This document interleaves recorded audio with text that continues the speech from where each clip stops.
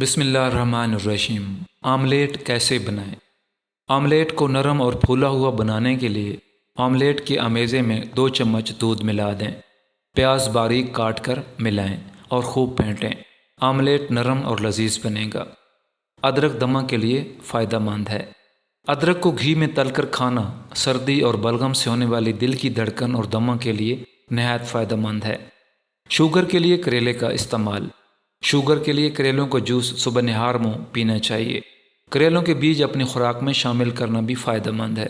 کریلوں کو ابال کر اس کا پانی جوشاندہ بنا کر پئیں۔ آنکھوں کی جلن اور سوزش کے لیے 1 تولہ ہلدی باریک پیس لیں، تھوڑے سے مکھن میں شامل کریں اور اسے اچھی طرح حل کر کے روئی کے 2 پھائے اس میں لگائیں، پھر ان دونوں کو آنکھوں پر رکھ لیں۔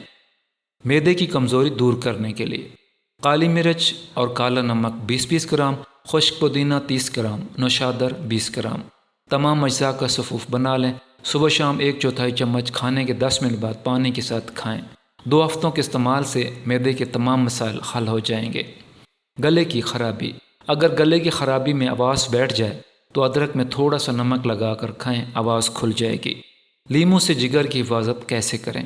جگر کو صاف رکھنے کے لیے لیموں پانی ایک اہم ذریعہ ہے، کیونکہ لیموں اور پانی کے ساتھ ملنے سے جگر جو انزائم بناتا ہے، اتنی وافر مقدار میں جگر کسی اور غذا کے پانی سے ملنے پر نہیں بنا سکتا۔ آدھ گلاس پانی اور بڑھا ہوا پیٹ اندر کریں۔ 10 گرام اجوائن، 10 گرام سونف کو 1 گلاس پانی میں پکائیں۔ جب آدھا پانی رہ جائے تو اسے نیم گرم پی لیں۔ صرف چند دن کے استعمال سے فرق نظر آئے گا۔ گاجر کے رس سے حسن میں نکھار لائیں۔ گاجر کے رس کو روئی کی مدد سے ہر روز چہرے پر لگائیں۔ چہرہ صاف، پر رونق اور جلد اچھی ہو جاتی ہے۔ اگر بچہ فیڈر نہ چھوڑتا ہو تو نیم کے پتے پیس کر فیڈر کے نپل پر لگائیں۔ انشاءاللہ بچہ فیڈر چھوڑ کر کپ میں دودھ پینا شروع کر دے گا۔